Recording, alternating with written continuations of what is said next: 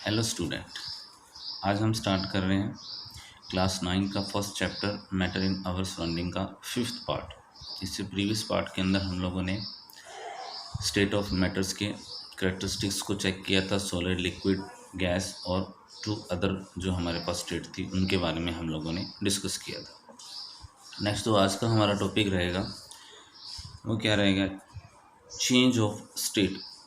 State जो है वो किस तरीके से अपने आप को चेंज करती हैं, उस चीज़ के बारे में हम लोगों ने डिस्कस करना है। For example, change in state को हम लोग इस तरीके से देखते हैं कि वाटर है ना। वाटर की अगर हम फिजिकल स्टेट को देखें, फिजिकल स्टेट हमारे पास वही जो कॉमन होती है, कौन सी, सॉलिड, लिक्विड एंड गैस, ये तीन कॉमन स्टेट होती है हमारे पास। तो वाटर तीन स्टेट्स में अपने आप को एग्जिस्ट करता है। जैसे फॉर एग्जांपल आइस की फॉर्म में है तो वो सॉलिड है, लिक्विड की फॉर्म में है ऐसे लिक्विड है, और वेपर की फॉर्म में है तो इट मीन्स गैसियस फॉर्म्स के अंदर। तो यहाँ से एक डेफिनेशंस हमारे पास मिलती है चेंज ऑफ स्टेट की। वो हमारे पास क्या डेफिनेशंस बनेगी, change of the substance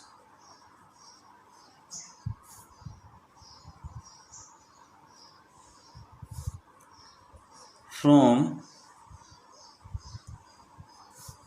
one physical state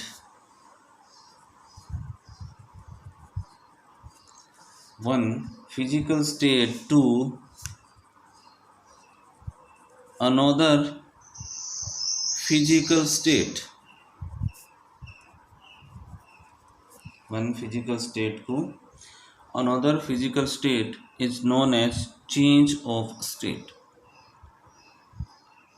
okay, तो सिंपल सी बात है, ऊपर वाला एग्जांपल इस चीज़ को क्लियर कर रहा है कि वैसे तो हमारे पास कॉमन जो किसी भी मैटर्स की जो कॉमन स्टेट होती है फिजिकल, वो सॉलिड और लिक्विड होती है। हमने वाटर्स को फॉर एग्जांपल चेक किया, उसकी फॉर्म को चेक किया, अगर वो सॉलिड आइस है तो वो सॉलिड फॉर्म में है, लिक्विड है तो वो लिक्विड फॉर्म में होगा, सेकंड वेपर फेज में है तो वो गैसेस फॉर्म्स के अंदर होगा। ओके, ये कॉमन सी चीज़ थी जो चेंज ऑफ स्टेट को क्लियर करता है। नेक्स्ट आगे हम लोग देखते हैं। ओके, नेक्स्ट एक चीज़ जो सबसे इम्पोर्टेंट ये आती है कि किसी भी सब्सटेंस की, एनी सब्सटेंस जो उसकी फिजिकल जो स्टेट होती है वो रूम टेम्परेचर्स पे, ध्यान रखना, रूम टेम्परेचर्स पे कंसीडर करती है। रूम टेम्परेचर्स पे क्या करती है, कंसीडर करती है। अब रूम टेम्परेचर्स यहाँ पे हमारे पास कितना रहता है, 25 डिग्री सेल्सियस, ओके, या फिर 298 केल्विन। अभी हम इसी वीडियो लेक्चर्स के अंदर सेल्सियस और केल्विन को चेक करेंगे, ये आपस में किस तरीके से कन्वर्जन्स करते हैं। तो इन कन्वर्जन्स की प्रॉपर्टीज़ को भी हम लोग चेक करेंगे। ओके, जैसा कि अभी मैंने डिस्कस किया थी, रूम टेम्परेचर्स पे वो फिजिकल स्टेट को कंसीडर करते हैं। फॉर एग्जांपल जैसे वाटर की बात करेंगे, वाटर की जो फिजिकल स्टेट है वो रूम टेम्परेचर्स पे क्या होती है, लिक्विड होती है। देन आफ्टर टेम्परेचर्स को राइज करोगे, डिक्रीज करोगे तो उसके बेसिस पे, ओके, एक चीज़ क्लियर हो गई है कि रूम टेम्परेचर्स पे कोई भी जो सब्सटेंस है अपनी फिजिकल स्टेट को कंसीडर करता है।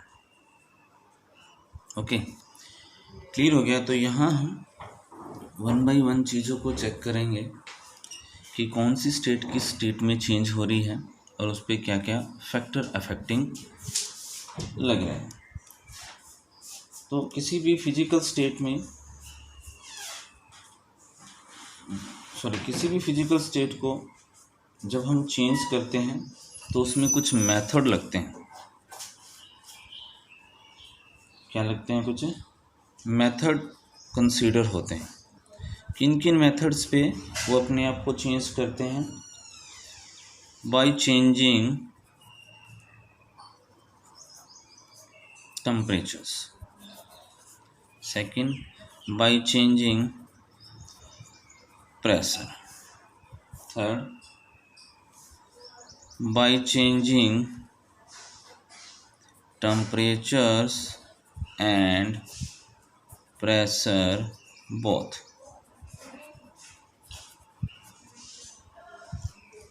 ओके, ये तीन प्रोसेस हैं जिनके बेसिस पे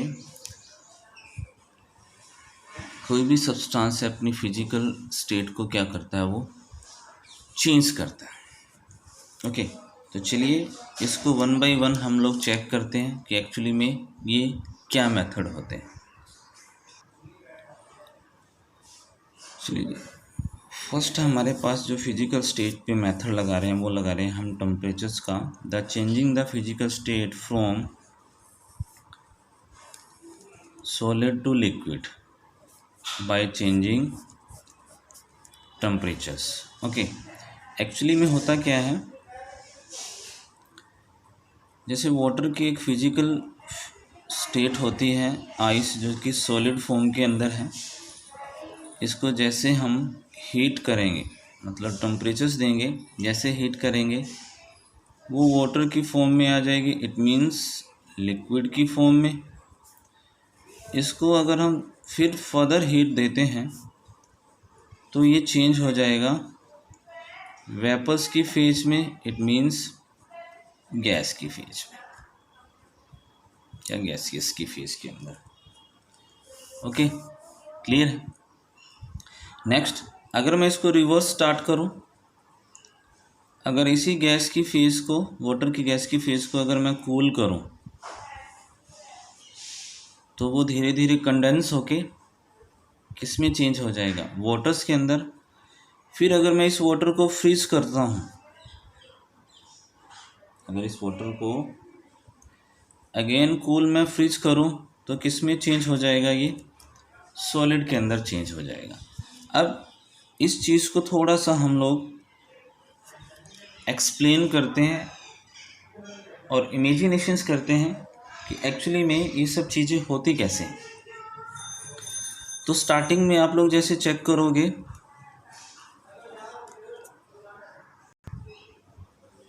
तो जैसा कि हम फर्स्ट मेथड को चेक कर रहे हैं फिजिकल स्टेट के अंदर, solid to liquid but changing by changing the temperatures. तो ऊपर वाली जो मैंने स्टेटमेंट दी है उसको डायग्राम के थ्रू एक्सप्लेन कर रहा हूँ।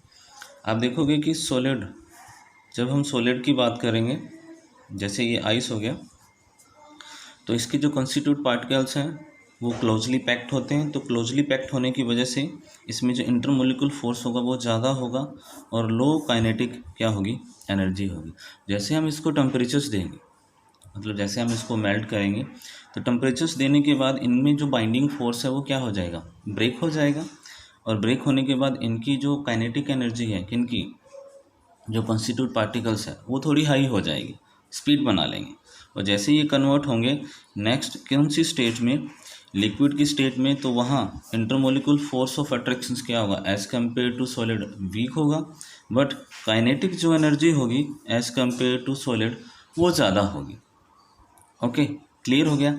नेक्स्ट, जैसे हम इसको फर्दर और टेम्परेचर्स देंगे, जैसे हम इसको हीट करेंगे, टेम्परेचर्स देंगे, तो इनमें जो वीक इंटरमोलिकुलर फोर्स है वो चेंज हो जाएगा किस में? जीरो में। और वो स्टेट किस में चेंज हो जाएगी? गैसियस के अंदर। गैसियस स्टेट के अंदर क्या हो जाएगा? वो चेंज हो जाएगा। और गैसियस स्टेट में हमें पता है कि इनके पार्टिकल्स के बीच में मच मोर गैप होता है, ठीक है, फ्री होते हैं, किसी भी डायरेक्शंस में मूव कर सकते हैं, जीरो इंटरमोलिकुलर फोर्स होता है, और हाई, वेरी हाई क्या होती है इसमें?